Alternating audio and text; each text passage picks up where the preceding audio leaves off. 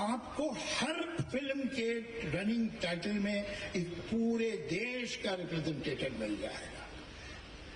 ये एक mini India, mini Bharat है। हम मिसाल देते हैं तो हमसे कोई सीखे, हमें सिखाए नहीं, हमें मालूम है कैसे रहना है। लेकिन दुख की बात क्या होती है कि इसी प्रदेश के संजय लीले, अतुल मोने, हेमंत जोशी, ये 3 लोग डोंबिवली के रहने वाले थे। इनका एक पाप था कि जिंदगी में थोड़ा सा चैन खुशियों की घड़ियां ढूंढ रहे थे। ऐसा नहीं करना चाहिए था शायद। और यही ढूंढते हुए वो पहलगाम गए और पहलगाम में उन्हें बेरहमी से शूट कर दिया गया। ये बात हमें भूलनी नहीं चाहिए। ये मामूली बात नहीं कि मुंबई पे अरे जो नजर है दुश्मनों की, हमारा बुरा चाहने वालों की।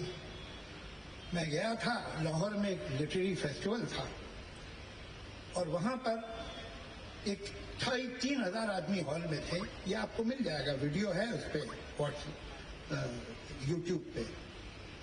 तो सवाल कर रहे थे, मैं जवाब दे रहा था। अच्छे ही सवाल कर रहे थे, प्यारे, अच्छी मोहब्बत की बात कर रहे हैं। लेकिन आप जब बादाम खाते हैं तो एक कड़वा बादाम जरूर आ जाता है मुंह में। तो एक मैडम खड़ी हुई और उन्होंने मुझसे कहा कि देखिए, आप लोग इंडियन पता नहीं हमारे बारे में क्या समझते हैं। आप आए हैं, ये आपका दूसरा दिन है, हमने आप पे बम फेंक दिया, गोली मार दी आपको। हम तो क्या लिखिए आपसे बाहें खोल के मिल रहे हैं। हम तो हमेशा मिलते हैं, आप लोग को पता नहीं क्या प्रॉब्लम है, आप हमें क्या समझते हैं कि हम टेररिस्ट हैं, हम ये हैं। तो मैंने कहा मैडम वो है, जरूर देखिएगा, ऐसे यूट्यूब पे है। ये इस बात का जवाब मैं तकल्लुफ से नहीं दूंगा, मैं खुल के बात करूंगा। मैं मुंबई का रहने वाला हूं। मैंने अपने शहर को जलते देखा है। तो वो जो आए थे जलाने, वो स्वीडन या इजिप्ट से तो नहीं आए थे, और वो आज भी खुले आम आपके शहर में घूम रहे। आप बड़ी खुली बाहें मिलते हैं। आपके यहाँ से नुसरत फतेह अली आया, हमने सराखों पे बिठाया। आपके यहाँ से मेहदी आया, हमने सराखों पे बिठाया। आपके यहाँ से फैज अहमद फैज आए। अटल बिहारी वाजपेयी साहब की सरकार थी। ऐसा लगता था कि किसी स्टेट का हेड आया है। आगे लाल बत्ती की गाड़ी चल रही है, राजभवन में ठहरते, हर जगह उनका जो रिसेप्शन था। आज तक पीटीवी पे हिंदुस्तान का बड़े से बड़ा राइटर चला जाए, बड़े से बड़ा कलाकार, पीटीवी पे नहीं बुलाया जाता। हिंदुस्तान की सबसे जो पॉपुलर पर्सनालिटी थी पाकिस्तान में 60 में, 50 में, 70, अनडाउटेडली लता मंगेशकर थी। आपने तो उसका कोई फंक्शन नहीं किया और आप कह रहे हैं कि आप खुली बाहों से मिलते हैं। अजीब बात। खैर, अच्छा हुआ मैं अगले दिन वापस आ गया, इसलिए कि थोड़ी देर तो स्टन हो गए थे लोग। जब तक रिएक्शन आया वहां, तब तक मैं वापस इंडिया में था।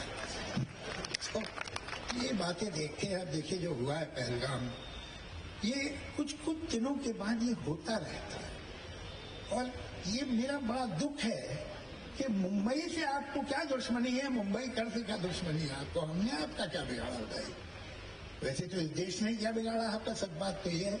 हमने तो बड़ी कोशिश की, सब कोई सरकार हो, वो कांग्रेस हो, बीजेपी हो, कोई, उसने हमेशा कोशिश की है कि पड़ोसी से संबंध ठीक हो जाए। अटल जी गए थे, मैं भी था उस बस में, तो उस जगह गए थे जिसको कहते हैं निशाने पाकिस्तान, जो उन्होंने जहां अनाउंस किया था कि हमें पाकिस्तान चाहिए, और अटल जी वहां गए and he give his respect to that place.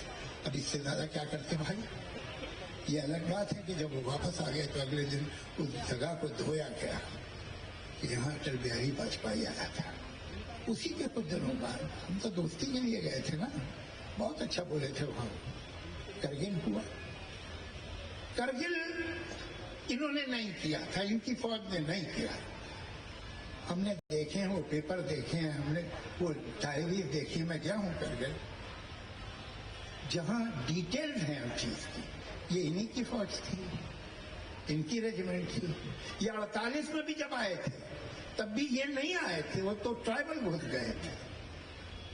और आज भी ये जो हुआ है, जो आदमी थे ये इनके नहीं थे, शायद जर्मनी से आए हों, क्या मालूम। ये वो लोग हैं। मैं आपको बताऊं करगिल का किस्सा क्यों मुझे मालूम है कि मैं 1 साल बाद वापस गया था। वो बटालिक हो, द्रास हो, हर जगह मैं रेजिमेंट के साथ 3-3, 4-4 दिन रहा और उसी के बाद मैंने लक्ष्य पिक्चर लिखी थी। तो मुझे उस वक्त के जो एडजुटेंट थे उन्होंने बताया कि हमने जो ये लोग यहाँ मर गए थे, तो आर्मी ने कहा ये तो हमारे आदमी ने, हम नहीं जानते कौन, पाकिस्तानी आर्मी। तो इन्होंने मौलवी बुलाया फौज में और कहा कि प्रॉपर तरीके से जैसे एक मुसलमान को बेरी करते हैं वैसे करिए, पूरी इज्जत के साथ। और वो एल्बम उन चेहरों की लेके गए एडजुटेंट, जब मुलाकात हुई पाकिस्तानी एडजुटेंट से अक्रॉस नो मैन लैंड पे, तो उसने लेने से इनकार कर दिया। कहा कि भाई ये मैं ले लूंगा तो फिर मैं ओन कर रहा हूं कि हमारे आदमी थे, मैं नहीं लूंगा। मीटिंग खत्म हो गई। फिर वो अलग से आए एडजुटेंट साहब, उनका यार वो मुझे दे दो एल्बम, उस घर वालों को उनके खबर कर दूंगा। तुम जब अपने सिपाही को ही नहीं ओन कर सकते हो भाई, तो तुम किसे ओन करो? जो तुम्हारे लिए गलती से जान दे रहा है, तुम कहते हो ये हमारा नहीं, जब वो मर गया। तो ऐसे लोगों से क्या बात की जाए, आप ही बताइए। बड़ा दुख है। लेकिन जहां इतनी बातें की, मैं एक और बात बताऊं, तो बहुत जरूरी है सबको सुनना। पाकिस्तान का प्रोपेगेंडा, पाकिस्तान का एस्टेब्लिशमेंट, पाकिस्तान का मुल्ला, पाकिस्तान की फौज क्या कहते हैं कश्मीर के बारे में?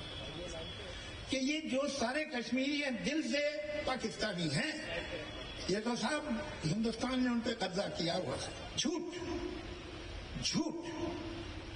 सच ये है कि 48 में जब इन्होंने हमला किया था तो 3 दिन तो लोकल कश्मीरियों ने उन्हें रोका था, हमारी फौज तो 3 दिन बाद पहुंची थी। सच तो ये है कि वो हिंदुस्तान के बिना रह ही नहीं सकते। आज जो हुआ है, सबसे बड़ी तबाही तो उन पे आई है। उनका टूरिज्म खत्म हो गया कई वर्षों से, जो उनकी रोजी रोटी है। कश्मीरी हिंदुस्तानी है और वो दिल से, कुछ छोड़ दीजिए, पागल सब जगह मिलते हैं। 90%, 95%, 99% कश्मीरी हिंदुस्तान का वफादार है। और वो लोग जो मसूरी में या किसी कश्मीरी स्टूडेंट को किसी यूनिवर्सिटी में मारते हैं, उनको मालूम होना चाहिए कि वो पाकिस्तान की फौज से अग्री कर रहे हैं। अगर इसको आप पाकिस्तानी समझ रहे हैं, जो मसूरी में नौकरी कर रहा है या साउथ के किसी यूनिवर्सिटी में पढ़ता है, तो यही तो कहता है पाकिस्तानी मुल्ला, यही तो कहता है पाकिस्तानी फौज और उसका प्रोपेगेंडा। आप उसे कंफर्म कर रहे हैं, उसे क्लब कर रहे हैं उनके साथ। ये गलती नहीं होनी चाहिए। जितने कश्मीरी हिंदुस्तान के किसी भी हिस्से में, हमारे यहाँ भी, उनको पूरा प्रोटेक्शन दीजिए। उनसे कहिए तुम हमारे भाई हो, कोई तुम्हारा माल बिका नहीं करेगा। तुम कश्मीरी हो, तुम हिंदुस्तानी हो। हम उनको पाकिस्तानी क्यों समझे भाई? यही तो वो कहते हैं, तो हम उन्हें कंफर्म करें। इससे बड़ी गलती कोई होगी? ये लादा नहीं है। मैं रिक्वेस्ट करता हूं सरकार से, दिल्ली की सरकार, कि ये बहुत बार हो गया है, एक बार नहीं हुआ। ये आप देखिए इतिहास, तो पिछले 75 बरस में हर 2-3 साल बाद ऐसा एक हंगामा होता है। अब आप स्टेप लीजिए। ये सरहद पे कुछ फुलझड़ियां छोड़ने से काम नहीं चलेगा। अब कोई सॉलिड स्टेप लीजिए। आप ऐसा कर दीजिए कि वो जो पागल वहां का आर्मी चीफ है, उसकी स्पीच सुनिए जरा। वो एक समझदार आदमी नहीं दे सकता। ये किस तरह का आदमी है? वो कहता है सही बात है, हिंदू अलग होते हैं, वो अलग कौम है, मुसलमान अलग कौम है।